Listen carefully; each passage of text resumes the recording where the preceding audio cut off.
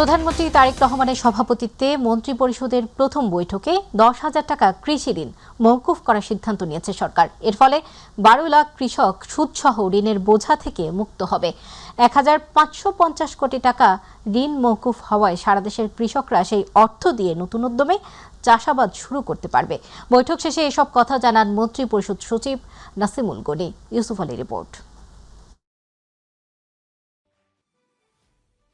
ত্রয়োদশ জাতীয় সংসদ নির্বাচনে বিএনপির অন্যতম অঙ্গীকার ছিল সারা দেশে সর্বোচ্চ 10,000 টাকা কৃষি ঋণ মওকুফ করা। সচিবালয়ে প্রধানমন্ত্রী তারেক রহমানের সভাপতিত্বে মন্ত্রিপরিষদের প্রথম সভায় উঠে আসে কৃষি ঋণ মওকুফের বিষয়টি। সুদে আসলে কৃষি ঋণ মওকুফের ফলে কৃষি প্রধান হিসেবে পরিচিত বাংলাদেশের বিভিন্ন জেলা ও উপজেলার অসংখ্য কৃষক সুফল ভোগ করবে বলে জানান মন্ত্রিপরিষদ সচিব নাসিমুল গনি। সরকার তার নির্বাচনী ইশতেহার অনুযায়ী শস্য, ফসল, মৎস্য ও পশুপালন খাতে 10,000 টাকা পর্যন্ত কৃষি ঋণ সুদ সহ মওকুফের সিদ্ধান্ত গ্রহণ করেছে। এর মূল লক্ষ্য হল দরিদ্র কৃষকদের সামাজিক নিরাপত্তা নিশ্চিত করা এবং কৃষি খাতের মেরুদণ্ডকে শক্তিশালী করা। বাংলাদেশ ব্যাংকের তথ্য মতে সরকারি, বাণিজ্যিক ও বিশেষায়িত ব্যাংকসমূহ এবং বেসরকারি বাণিজ্যিক ব্যাংকসমূহের 25 ফেব্রুয়ারি 2026 পর্যন্ত সুদসহ কৃষকদের নিকট পাওনা রয়েছে প্রায় 1,550 কোটি টাকা, যা এই মওকুফের আওতাভুক্ত হবে। তিনি বলেন, মওকুফকৃত ঋণের টাকা দিয়ে নতুন করে যাতে কৃষি উৎপাদন শুরু করা যায় তাই এই উদ্যোগ নেওয়া হয়েছে।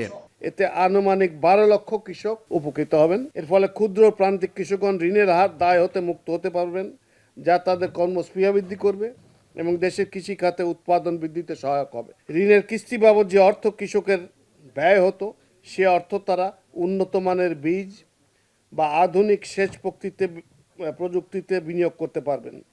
মাথার উপর ঋণের বোঝা না থাকায় কৃষক পরবর্তী মৌসুমে নতুন উদ্যমে চাষাবাদ শুরু করতে পারবেন।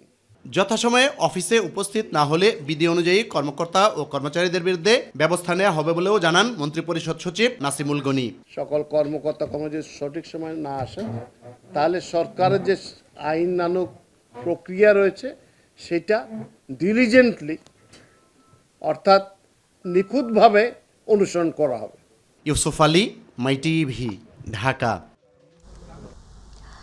জনগণের সরাসরি ভোটে নির্বাচিত বর্তমান গণতান্ত্রিক সরকার দেশকে জ্ঞানের আলোয় আলোকিত করতে চায় বলে জানিয়েছেন প্রধানমন্ত্রী তারেক রহমান। বিকেলে অমর 21শে বইমেলা 2026-এর উদ্বোধনী অনুষ্ঠানে প্রধান অতিথির বক্তব্যে তিনি কথা বলেন। বইমেলা শিক্ষা ও সাংস্কৃতিক বিকাশের সূতিকাগার হয়ে উঠুক এ আহ্বান জানান তিনি। বাংলা ভাষাকে জাতিসংঘের অফিসিয়াল ভাষা হিসেবে স্বীকৃতি আদায়ের জন্য কাজ শুরু করা প্রয়োজন বলে মন্তব্য করেন প্রধানমন্ত্রী। মাহবুব সৈকতের রিপোর্ট। অমর 21শে বইমেলা প্রাঙ্গণ।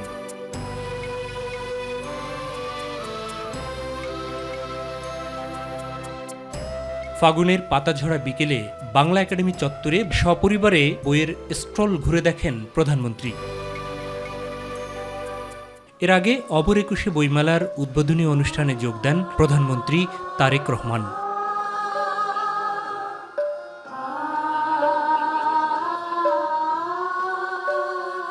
প্রধান অতিথির বক্তব্যে আগামীতে বইমেলাকে আন্তর্জাতিক রূপ দেওয়ার পরামর্শ দেন তিনি। আন্তর্জাতিক বইমেলা হিসেবে আয়োজন করার সুযোগ রয়েছে কিনা সেটি আমি আপনাদের সকলকে ভেবে দেখার অনুরোধ জানাবো। অমর 21শে আন্তর্জাতিক বইমেলা অনুষ্ঠিত হলে বিশ্ব সাহিত্যের সঙ্গে পরিচিত হওয়ার পাশাপাশি বহু ভাষা এবং সংস্কৃতি শেখা, জানা এবং বোঝার দিকে আমাদের নাগরিকদের আগ্রহী করে তুলতে ইতিবাচক ভূমিকা রাখবে বলে একজন রাজনৈতিক কর্মী হিসাবে আমি এটি বিশ্বাস করি বা মনে করি। জ্ঞানভিত্তিক সমাজ গড়তে বছর জুড়েই দেশের বিভিন্ন প্রান্তে বইমেলা আয়োজনে সহায়তার কথাও জানান সরকার প্রধান।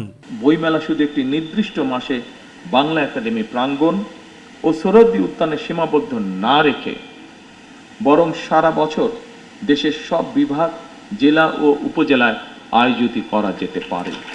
বাংলা ভাষাকে জাতিসংঘের অফিসিয়াল ভাষা হিসেবে স্বীকৃত আদায়ের জন্য আমাদের মনে হয় কাজ শুরু করা প্রয়োজন। মানবিক দেশ গড়তে সকলের সহযোগিতাও কামনা করেন প্রধানমন্ত্রী তারেক রহমান।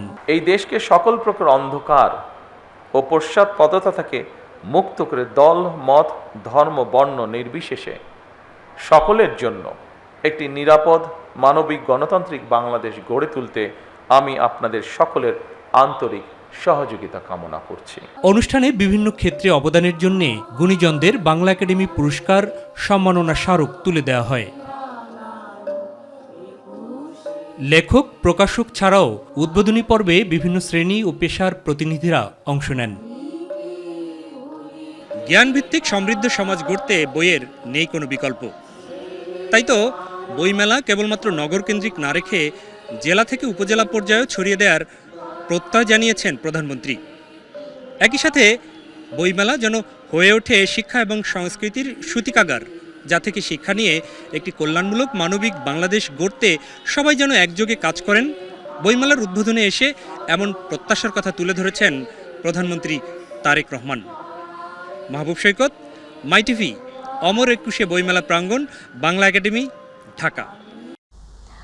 শিক্ষা, বিজ্ঞান ও প্রযুক্তির মাধ্যমে দেশকে এগিয়ে নেওয়ার অঙ্গীকার পুনর্ব্যক্ত করেছেন প্রধানমন্ত্রী তারেক রহমান। শিল্প সংস্কৃতির রাজনীতিকরণকে সভ্য সমাজের পরিপন্থী বলেও মন্তব্য করেন তিনি। সকালে 9 বিশিষ্ট ব্যক্তি ও একটি প্রতিষ্ঠানকে 21 পদক প্রদান করে তিনি এসব কথা বলেন। আতিকুর রহমান তিতাসের রিপোর্ট। রাজধানীর ওসমানী স্মৃতি মিলনায়তনে অনুষ্ঠিত হল রাষ্ট্রীয় সম্মাননা 21 পদক প্রদান অনুষ্ঠান। দেশের সাহিত্য, গবেষণা, সংস্কৃতি ও সমাজসেবায় গুরুত্বপূর্ণ অবদানের স্বীকৃতি হিসেবে এবছর 9 ব্যক্তি ও 1 প্রতিষ্ঠানকে 21 পদক তুলে দিলেন প্রধানমন্ত্রী তারেক রহমান।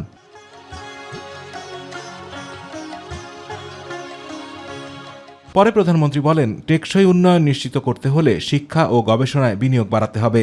বিজ্ঞান ও প্রযুক্তি নির্ভর মানব সম্পদ গড়ে তুলতে সরকার বিভিন্ন দীর্ঘমেয়াদী পরিকল্পনা বাস্তবায়ন করবে বলেও জানান তিনি। শিক্ষা, সাহিত্য, শিল্পকলা, বিজ্ঞান ও প্রযুক্তি অর্থাৎ জ্ঞান বিজ্ঞানে সব শাখায় যাতে দেশ এগিয়ে যেতে পারে, নৈতিক মানসম্পন্ন তেমন একটি উদার গণতান্ত্রিক রাষ্ট্র ব্যবস্থা প্রতিষ্ঠার লক্ষ্যে বর্তমান গণতান্ত্রিক সরকার অবশ্যই কাজ করবে।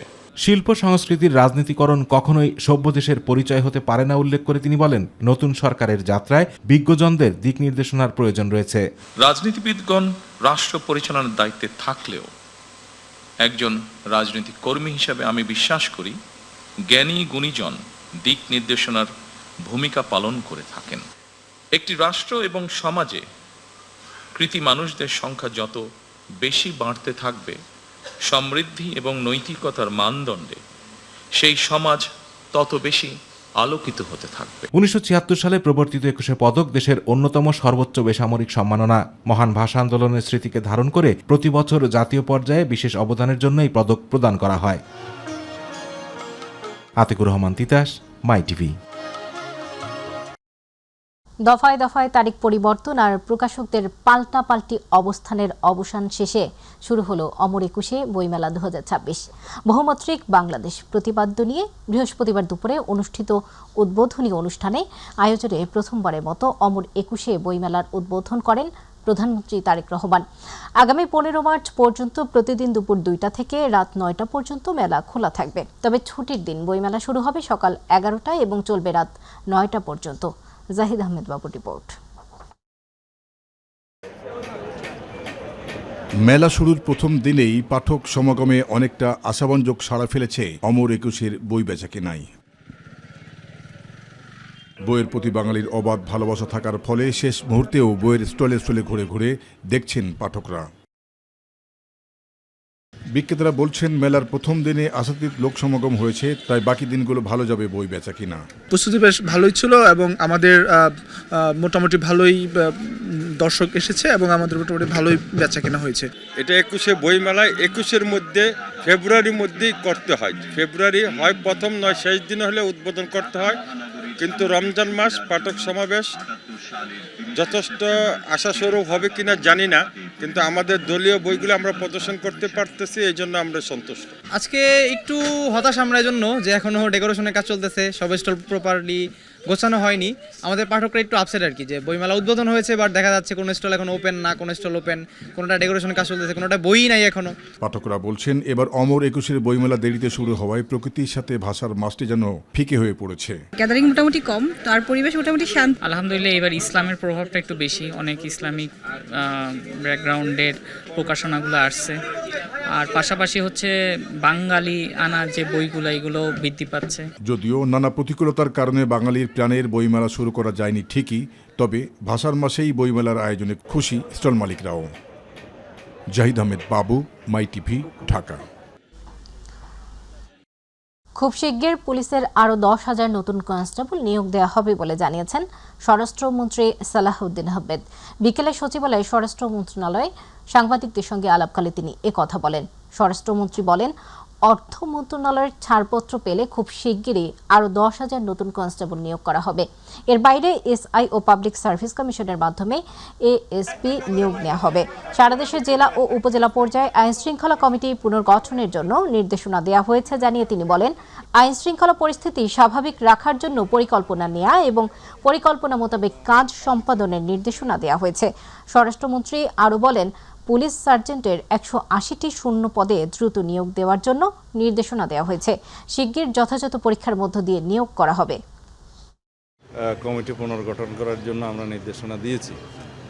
আর স্বরাষ্ট্র মন্ত্রণালয়ের কিছু গুরুত্বপূর্ণ সিদ্ধান্তের মধ্যে আজকে 180 জন পুলিশ সার্জেন্ট নিয়োগের জন্য আমরা নির্দেশ দিয়েছি। এর বাইরে আরও আমরা জনবল বৃদ্ধির জন্য চেষ্টা করছি। আরও 10,000 নতুন কনস্টেবল নিয়োগ করা হবে দ্রুততার সাথে। এবারের ঈদযাত্রায় নৌ দুর্ঘটনা প্রতিরোধে নৌপথে 10 দিন বালুবাহী বাল্কহেড ও ডিঙি নৌকা চলাচল বন্ধ ঘোষণা করেছে নৌ পরিবহন মন্ত্রণালয়। পাশাপাশি রাতের বেলায় স্পিডবোট চলাচল নিষিদ্ধ করা হয়েছে এবং দিনের বেলায় স্পিডবোটে যাত্রীদের লাইফ জ্যাকেট পরা নিশ্চিত করতে কঠোর নির্দেশনা দেওয়া হয়েছে। একই সঙ্গে 17 থেকে 24 মার্চ নিত্য প্রয়োজনীয় ও দ্রুত পচনশীল পণ্যবাহী ট্রাক ছাড়া সাধারণ ট্রাক ও কাভার্ড ভ্যান ফেরিতে পারাপার বন্ধ রাখা হবে, যাতে যাত্রী পরিবহন নির্বিঘ্ন থাকে। দুপুরে সচিবালয়ে নৌ পরিবহন মন্ত্রণালয়ের সভাকক্ষে নৌ পরিবহন মন্ত্রী শেখ রবিউল আলমের সভাপতিত্বে আয়োজিত প্রস্তুতিমূলক সভায় সংশ্লিষ্ট দপ্তর ও সংস্থাগুলোকে এসব নির্দেশনা দেওয়া হয়। পরে সংবাদ সম্মেলনে নৌ পরিবহন মন্ত্রী বলেন, আসন্ন ঈদ উল ফিতর উপলক্ষে নৌপথে ঘরমুখ মানুষের নিরাপদ, সুশৃঙ্খল ও নির্বিঘ্ন যাতায়াত নিশ্চিত করতে সর্বাত্মক প্রস্তুতি নিয়েছে সরকার। করেছি, সবার পরামর্শ শুনেছি। যাদের দায়িত্ব আছে তারা আরও দায়িত্বশীল থেকে কাজটা করবার জন্য যে দরকার, তাদের সহযোগিতা দরকার, সে দাবিগুলি তারা করেছে। আমরা তাদেরকে সেইগুলি পূরণ করবার অঙ্গীকার করেছি এবং আমরা মনে করছি যে নৌযাত্রাটা এবার যে কোনো সময়ের চেয়ে ভালো হবে, যেগুলি আমরা করতে সক্ষম হব। 2024 সালের ছাত্র জনতার গণ অভ্যুত্থান পরবর্তী সংবিধান সংস্কার বা জুলাই জাতীয় সনদ বাস্তবায়নের লক্ষ্যে অনুষ্ঠিত গণভোটের ফলাফলে বড় ধরনের সংশোধনী এনেছে নির্বাচন কমিশন। নতুন সংশোধনী অনুযায়ী পূর্বে ঘোষিত ফলাফলের তুলনায় হ্যাঁ ভোট এবং না উভয় ভোটের সংখ্যাই কমেছে। নির্বাচন কমিশন সচিবালয়ে সিনিয়র সচিব আক্তার আহমেদ স্বাক্ষরিত এক অতিরিক্ত গেজেটের মাধ্যমে বৃহস্পতিবার সংশোধনী তথ্য জানানো হয়। গেজেটে জানানো হয়, প্রথম গেজেটের হিসেব অনুযায়ী হ্যাঁ ভোটের সংখ্যা ছিল 4,82,660 জন, না ভোটের সংখ্যা ছিল 2,20,71,726 জন। হ্যাঁ ভোট এবং না ভোট মিলে সর্বমোট প্রদত্ত ভোটের সংখ্যা ছিল 7,76,95,023 জন। এর মধ্যে বাতিল হয়েছিল 74,22,637 জন। বাতিল ভোট বাদ দিয়ে মোট বৈধ ভোটার সংখ্যা দাঁড়ায় 7,02,72,386 জন। সংশোধিত গেজেটের হিসেব অনুযায়ী গণভোটে হ্যাঁ ভোটের সংখ্যা 4,72,980 জন, না ভোটের সংখ্যা দাঁড়াবে 2,19,60,231 জন। হ্যাঁ এবং না ভোট মিলে সর্বমোট প্রদত্ত ভোটের সংখ্যা দাঁড়িয়েছে 7,66,21,407 জন। এর মধ্যে বাতিল হয়েছে 74,35,196 জন। বাতিল ভোট বাদ দিয়ে মোট বৈধ ভোটার সংখ্যা দাঁড়িয়েছে 6,91,86,211 জন। ত্রয়োদশ জাতীয় সংসদ নির্বাচনে 3টি আসনে কারচুপির অভিযোগ তুলে হাইকোর্টে আবেদন করেছে বাংলাদেশ জামায়াত ইসলামী। আসনগুলো হলো ঢাকা 6, 7 ও গাইবান্ধা 4। বৃহস্পতিবার এই আবেদনের পর এই 3 আসনের সব ব্যালট পেপার রেজাল্ট শিট সহ সব নথি হাইকোর্টের হেফাজতে নেয়ার নির্দেশনা দিয়েছেন নির্বাচনী ট্রাইব্যুনাল। এর আগে গত 19 ফেব্রুয়ারি গণপ্রতিনিধিত্ব অধ্যাদেশের 49 ধারা অনুযায়ী নির্বাচনী অনিয়মের বিরুদ্ধে নির্বাচনী আবেদনপত্র শুনানির জন্য হাইকোর্টে নির্বাচনী ট্রাইব্যুনাল গঠন করা হয়। এরপর একই দিন এ সংক্রান্ত বিজ্ঞপ্তিও জারি করা হয়। বিচারপতি মোহাম্মদ জাকির হোসেনের নেতৃত্বে একক বেঞ্চ এসব আবেদনের উপর শুনানি গ্রহণ করবেন। গত 12 ফেব্রুয়ারি সারা দেশে 299টি আসনে ত্রয়োদশ জাতীয় সংসদ নির্বাচনের ভোট গ্রহণ অনুষ্ঠিত হয়। পরবর্তী 297টি আসনের বেসরকারি ফলাফল ঘোষণা করে নির্বাচন কমিশন।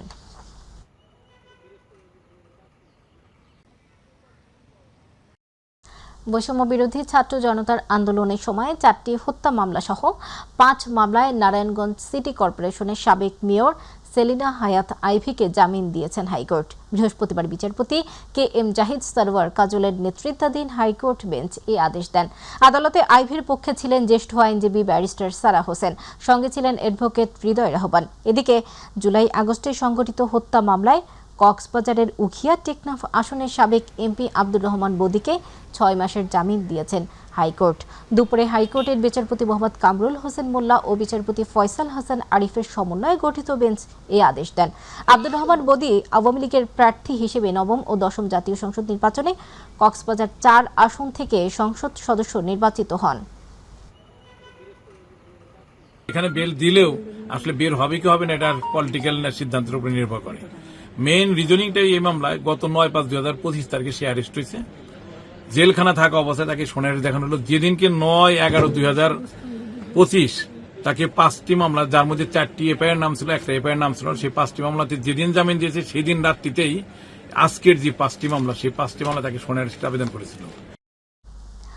1971 সালে মুক্তিযুদ্ধে মানবতাবিরোধী অপরাধের মামলায় আমৃত্যু কারাদণ্ডপ্রাপ্ত বাগেরহাটের খান আকরামকে খালাস দিলেন আপিল বিভাগ।